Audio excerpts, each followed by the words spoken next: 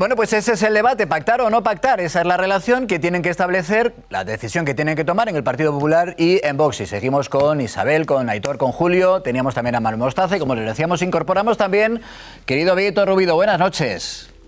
Buenas noches, José Luis. Bueno, tu tesis es que no debería haber más opciones que la del acuerdo entre PP y Vox, ¿no? Vamos, yo lo tengo clarísimo. Es decir, aquí la prioridad en España es ofrecer un relevo democrático, una alternancia democrática al actual gobierno. Un gobierno, en fin, me iba a enumerar todas las anomalías que hoy protagoniza este gobierno, sin mayoría en el Parlamento, sin presupuestos, en fin, y con una desafección por parte de gran parte de la sociedad hacia un gobierno que, insisto, no debería estar. Por tanto, la prioridad para cualquier dirigente político en este momento en España es desalojar a Sánchez. A Sánchez y todo lo que representa a Sánchez, que ni siquiera es el viejo Partido Socialista, es el sanchismo.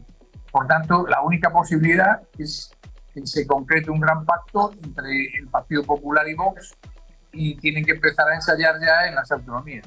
En tu caso, Manuel Mostaza, decías, bueno, hay que introducir algunos matices. Decías, el Partido Popular debería establecer muy bien un marco para esos acuerdos con el partido de Santiago Abascal, con Vox, para, antes de llegar o no a acuerdos, establecer, entiendo, lo que vienes a decir, esto que tanto empleamos ahora, la expresión de líneas rojas, ¿no?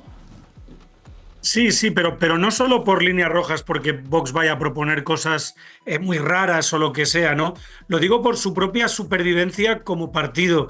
Lo que yo creo que está quedando claro es que el objetivo de Vox no es complementar al Partido Popular, es sustituirlo.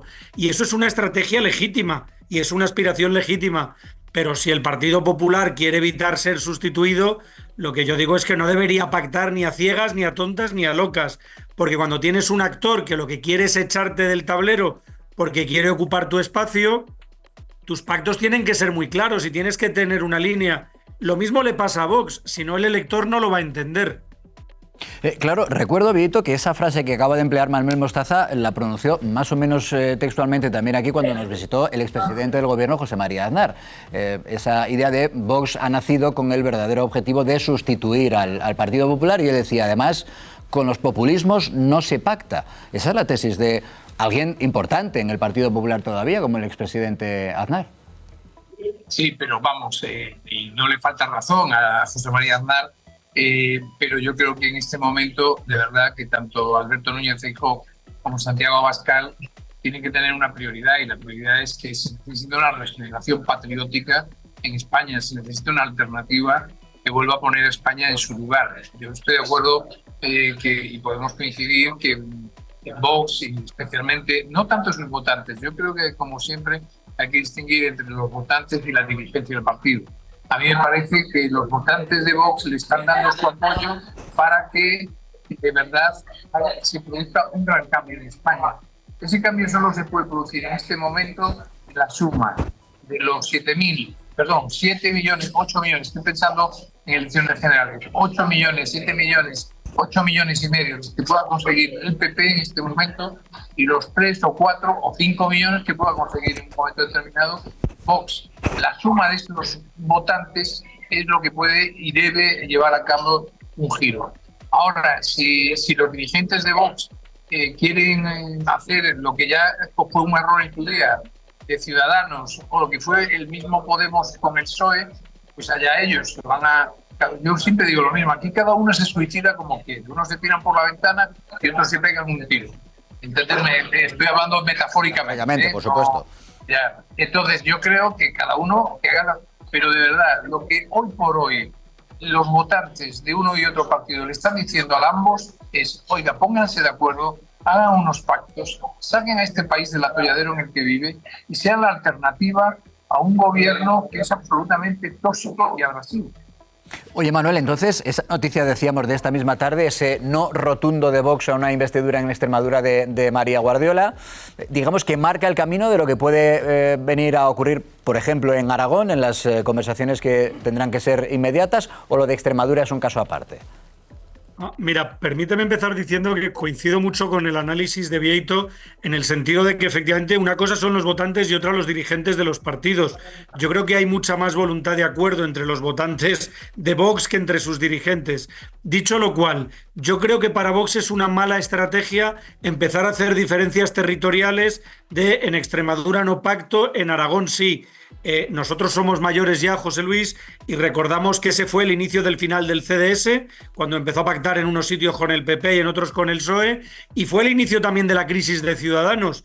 Tus votantes no van a entender que en unos sitios permitas gobernar al Partido Popular, en otros sitios fuerces repetición electoral y que en otros sitios pueda acabar gobernando la izquierda. Yo creo que en eso se equivoca y yo creo que Vox también tiene que hacer el planteamiento, y lo ha dicho muy bien Bieito, que ni a Ciudadanos ni a Podemos les fue bien cuando intentaron sustituir a partidos sólidamente instalados. No lo va a tener fácil Vox y debería pensar hasta dónde llegan sus fuerzas, porque el día que los votantes te dejan de ver como algo útil, dejan de votarte de un día para otro, como le ha pasado tanto a Podemos como a Ciudadanos. Bueno, reincorporamos, por supuesto, al debate a nuestra mesa de analistas. Isabel, que te ha sido un momento, digo, ¿se va? ¿No le interesa el debate? No, te has querido abrigar un poquito. Y Julio, que querías también aportar matices, porque tú en tu primera respuesta has dicho sí a los pactos entre PP y Vox, sí, pero con matices. Sí, o sea, yo lo primero que haría es preguntarme qué le interesa a España. ¿Cuál es el bien de España en este caso? Y yo creo que el bien de España exige un pacto entre PP y Vox. Exige un pacto entre PP y Vox porque se necesita un cambio de rumbo. Se necesita alterar las políticas impulsadas por el Partido Socialista. Ahora bien, si atendemos al interés concreto de los partidos políticos, creo que nos topamos con una realidad distinta. Creo que hoy Vox no tiene suficientes incentivos partidistas, me refiero, para pactar con el Partido Popular. A mí me da la impresión, y es solo una impresión, de que una repetición electoral en Aragón, una repetición electoral en Extremadura, beneficiaría a Vox. ¿Por qué? Porque los votantes, lejos de castigar su salida de los gobiernos, la han premiado. Y yo sospecho que en el votante de Vox, aparte de un enfado con Pedro Sánchez y su gobierno, hay un enfado también con el Partido Popular, con su dejadez, con su tibieza, etcétera, etcétera. Estoy replicando los argumentos de un votante de Vox. Sí creo que hay incentivos para pactar en el Partido Popular. Al Partido Popular le interesa que Vox participe de los gobiernos porque le interesa que Vox comparta el desgaste de gobernar. No le interesa cargar con el desgaste de gobernar a solas, solo. Le interesa que Vox se manche, que Vox intervenga, que Vox se desgaste en definitiva. Pero yo soy pesimista precisamente por eso, porque creo que Vox no tiene demasiados incentivos para pactar. ¿No le interesa, Bieito, a Vox pactar con el Partido Popular ahora, en este contexto? Bueno, yo creo que si no lo hace, yo no estoy de acuerdo con Julio. Yo creo que una repetición de elecciones iba a ser... El votante es muy sensato. Y así como estoy de acuerdo que probablemente no le gusta determinados aspectos de este PP, que también tiene que, y ahí estoy de acuerdo, el Partido Popular tiene que plantearse seriamente, saber leer la jugada, como se suele decir en términos futbolísticos, leer el partido en el sentido de que hay un gran cambio y la gente ya no quiere que el PP sea una simple sustitución del PSOE, que se siente allí y cambie un poquito algunas políticas. Quieren un cambio muy sustancial y muy radical de muchas políticas. Ahora bien, la gente no está tampoco con la frivolidad de que yo creo del egoísmo que están demostrando algunos dirigentes, que en realidad están pensando más en ellos que en España. Y la gente quiere soluciones para España, no para la vida personal y particular y la biología y la peripecia vital de algunas personas que puedan estar en la dirigencia del PP o de Vox. Por eso insisto en tornar la metáfora, y allá ellos sí se quieren suicidar. En este momento de la sociedad española, la gente quiere soluciones, no quiere cálculos, no quiere estrategias de medio plazo a ver si relevamos al PP. Eso es mucho más complejo y desde luego es una cuestión de fondo y de largo plazo que se equivocarían ahora mismo la dirigencia de Vox si no lo hace. El votante de Vox le ha dado el apoyo para que colabore a gobernar. Y los propios dirigentes, yo he hablado estos días con varios consejeros y antiguos consejeros de Vox, que estaban alucinados el día que les dijeron que tenían que dejar los gobiernos. Entonces, a ver, hay distintas corrientes dentro del propio partido. El propio Nolasco transmitieron grabaciones donde no entendía lo que se le estaba diciendo en su momento cuando dijeron, venga, abandonar la coalición. Sí, lo cierto es que fue un momento de cambio en la estrategia de Vox. Isabel. Yo creo que es muy importante lo que ha dicho Vieito ahora, precisamente en el sentido de que la gente no lo va a entender. Porque vamos a ver, los españoles lo que quieren es echar a Sánchez. Eso es lo que ha demostrado las urnas en Extremadura y también en Aragón. La suma de PP y Vox echa al sanchismo del poder y la gente lo que está es desesperada. Lo que no va a entender los votantes mayoritarios, 60% en Extremadura, 55% en Aragón, lo que no pueden entender es que no se pongan de acuerdo por una cuestión de egoísmos, de personalismos, yo lo llamo ombliguismo. O sea, esto de que los políticos estén todo el día mirándose el ombligo y repartiéndose puestos, significa que están de espaldas a los ciudadanos. Oiga, que hay un bien mayor a proteger, es proteger los derechos sociales, los valores, la democracia. ¿Quién entendería de los que han votado en Extremadura y en Aragón hace un cuarto de hora a PP o a Vox que no lleguen a un acuerdo para desbancar unas políticas que han llevado a España al caos, que la han llevado a la corrupción mayor de la historia, que han sumido la desgestión, la no gestión y la indigestión, ha llevado incluso a accidentes de tráfico, como bien se ha visto, porque 4 reuniones después el ministro reconoce accidentes de tren, de accidentes de tren, que hay que invertir, también perdón, hay de tren, un 52% de las carreteras hay problemas graves o muy graves. Los socavones, pero fíjate, 4 reuniones después, ahora resulta que sí que había que invertir, ahora sí que hay que aumentar el personal, hay que aumentar la seguridad, cuando antes no había nada. Quiero decir, los españoles no entenderían, no se pueden entender este momento que haya personalismo. Déjame que le traslade esa reflexión que hacías a Manuel Mostaza. Dice, los españoles no lo perdonarían. Claro, los siguientes en manifestarse van a ser tan pronto como el 15 de marzo tus paisanos de Castilla y León. Lo que se decida en estas conversaciones, o no conversaciones, o en este no, que Vox ya le ha dicho al PP en Extremadura, ¿puede influir en el resultado de esos comicios de Castilla y León? Yo creo que sin duda, José Luis, no sabemos bien hacia qué lado, pero seguro que tiene influencia, ¿no? Los votantes, mis paisanos de Castilla y León que están llamados a las urnas, van a ir a votar teniendo presente si ha habido gobierno o no en Extremadura y qué ha pasado en Aragón, ¿no? Y esto hace que ese votante que puede estar ahora fluctuando entre el PP y Vox, este votante que se ceden unos a otros, pues tome decisiones en función de lo que vea que hacen los dos partidos, ¿no? Luego, yo creo que es muy importante, insisto, que tanto el PP como Vox expliquen bien lo que hacen, por qué lo hacen y cómo lo hacen, ¿no? Ojalá estos dos partidos y cualquier otro pensara primero en el bien común o en el colectivo en España, pero son organizaciones políticas y sus objetivos son la propia organización y el poder de la propia organización, ¿no? Pero ya digo, pensar que los ciudadanos de Castilla y León van a ir a votar, digamos, en abstracto, no es real. Van a ir a votar viendo lo que ha pasado en las 2 últimas elecciones y viendo si este clima, digamos, de entendimiento o no, pues se enrarece o se va clarificando, digamos, ¿no? Va a tener un peso, yo creo que muy relevante en lo que pase en las urnas el 15 de marzo. Aitor. Cuando Feijóo llegó a Madrid en 2022, llegó presumiendo de tener el antídoto contra Vox. Él ha presumido históricamente de que en Galicia Vox no tenía ninguna presencia, sigue sin tenerla hoy, aparte de algunos concejales, pero no tiene. Justo antes de las elecciones de 2023 lanzó una oferta al PSOE de abstención mutua de uno hacia el otro para hacer presidente a quien ganara las elecciones. Se lo dijo en aquel debate cara a cara. Dijo, yo me comprometo, firmo aquí un papel en el que yo me comprometo a hacerlo usted presidente si usted se compromete a hacerme a mí presidente si yo gano. Justo después de las elecciones de mayo, de las autonómicas de mayo de 2023, empezó ese baile de pactos en el que había varones del PP que decían que querían pactar con Vox y otros que decían que bajo ningún concepto pactarían con Vox. Y el propio Feijóo se mantuvo en una zona intermedia. Después de las elecciones del 23 quiso a Vox y también quiso atraer a Junts porque necesitaba esa conjunción de votos para ser investido presidente y no lo logró porque no estaba dispuesto a amnistiar a Carles Puigdemont, aunque lo estuvieron analizando.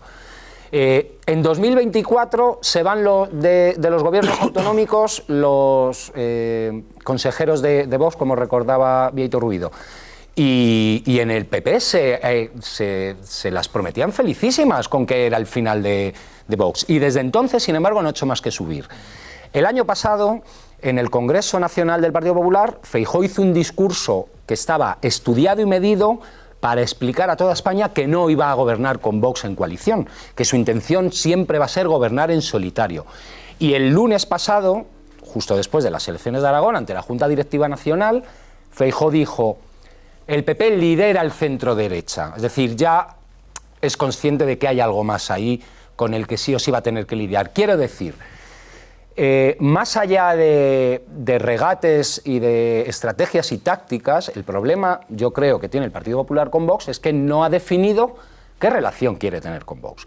Lo quiere utilizar cuando no le queda más remedio, por eso yo decía antes, si quiere gobernar no le quedará más remedio que pactar, claro. Pero no es capaz de plantar a Vox si lo que está en juego es un gobierno. Y yo lo entiendo porque el Partido Popular es un partido que quiere gobernar por encima. Es interesante eso que dices de el Partido Popular no sabe muy bien cuál es o cuál debe ser su relación con Vox. Yo lo voy a llevar, aunque no sea lo más importante, todo influye a lo personal. ¿Cuál es? Tú conoces, Bieito, muy bien a Feijóo, por ejemplo. ¿Cuál es su relación con Santiago Abascal? ¿Cómo es esa relación?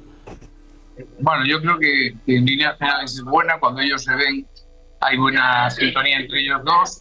Y yo creo que realmente el partido, vamos a ver, ha habido más descalificaciones desde el bando de Vox hacia el Partido Popular. Error monumental, porque eso irrita mucho a un votante del Partido Popular que podía haber captado. Vamos a ver, no nos olvidemos de una cosa. ¿Dónde pesca Vox? Vox pesca básicamente en votantes del PP. No bueno, hay quien dice, no, viene alguno de comunistas que votaban al partido Opciones de Izquierda. Es probable, pero muy poco relevante el porcentaje de ese tipo de votante. Entonces, la relación entre Feijóo y Santiago Abascal, yo creo que entre ellos es buena. Después, entre los estados mayores de ambos ya no es tan buena.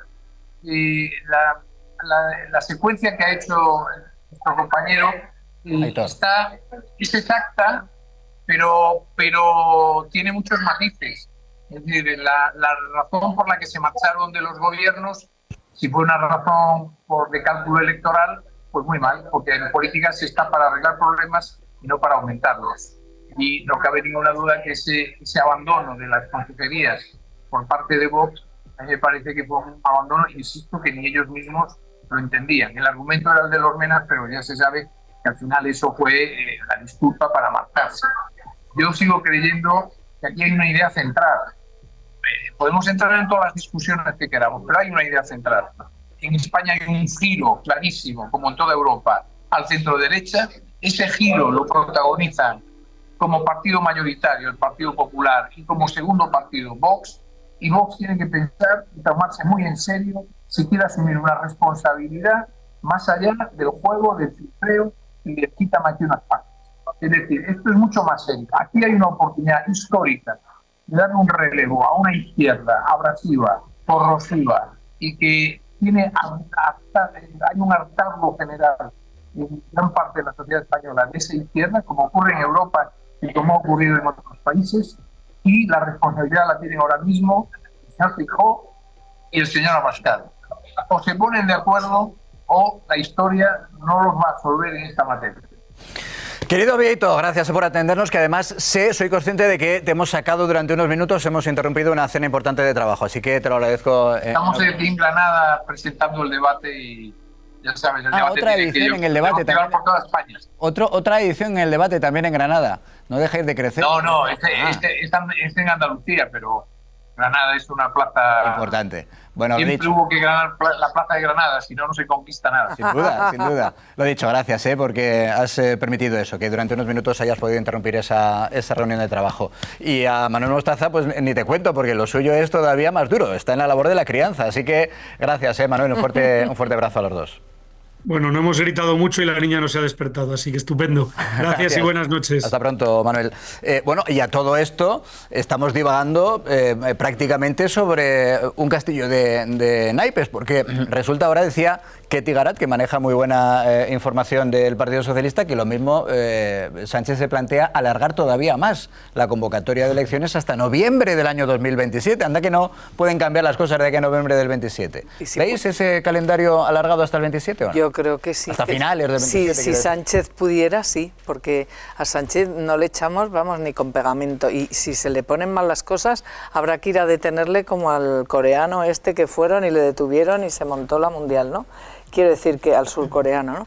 Es muy factible que el cálculo del presidente del gobierno, como decía Ketty en The Objective, esté, porque su plazo acaba en septiembre del año que viene, en el 27, pero lo estirarían, están estudiando si legalmente empezaría a computar, es lo que quiere Moncloa, es lo que está analizando, si en vez de el día que son las elecciones, que fueron 23 de julio, que es cuando ya tiene que repetir, si podría estirarlo hasta noviembre, que es cuando empezó a gobernar, cuando toma posesión.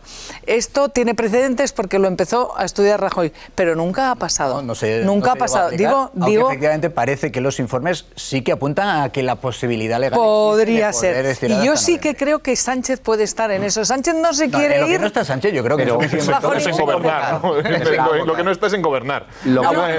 Cálculos en cámaras electorales y de todos modos yo creo que lo relevante es que no cuándo las convocará, sino cómo las convocará, y las convocará como plebiscito.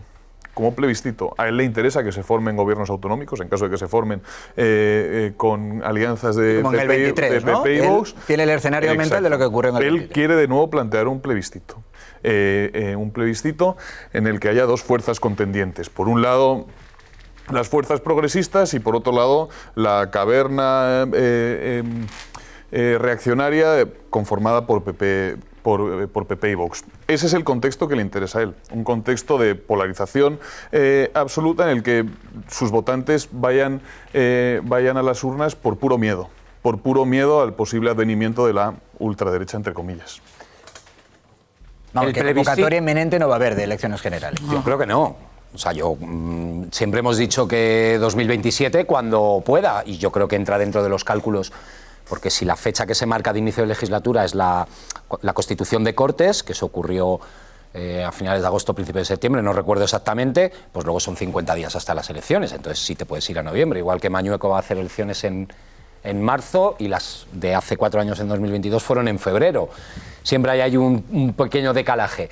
Yo tampoco creo que a Pedro Sánchez le vaya de 1 o 2 meses. Yo creo, como dice Julio, que va a plantear un plebiscito, lo va a plantear si son en mayo con un superdomingo con autonómicas y municipales, si son en septiembre o si son en noviembre. Pero es que ese plebiscito ya está en la calle y ya está marcado también por el Partido Popular y por Vox. El Partido Popular fue el que dijo, Feijóo ha dicho o Sánchez o yo, esto es un plebiscito. Isabel Díaz Ayuso, socialismo, libertad, comunismo, libertad, eso es un plebiscito, más allá de luego cómo consigas tú que funcione o no funcione. El problema es que como ese plebiscito ya está establecido, todas las elecciones y este carrusel de elecciones en el que estamos ahora autonómicos, que es una idea que ha surgido en Génova y que han planteado ellos, Extremadura, Aragón, Castilla y León y Andalucía, que es la joya, pero las otras dos las colocaron delante. Esto ha hecho que se nacionalice todo el debate. ¿Y quién le da a una parte de la derecha mucha más garantía de que van a acabar con Pedro Sánchez? Pues hay mucha gente, hasta casi un 20%, que no se acaban de fiar de que Feijóo no haga en el último momento un apaño con el Partido Socialista y creen que la única solución es que esté ahí Vox fuerte. Y eso no va a desaparecer.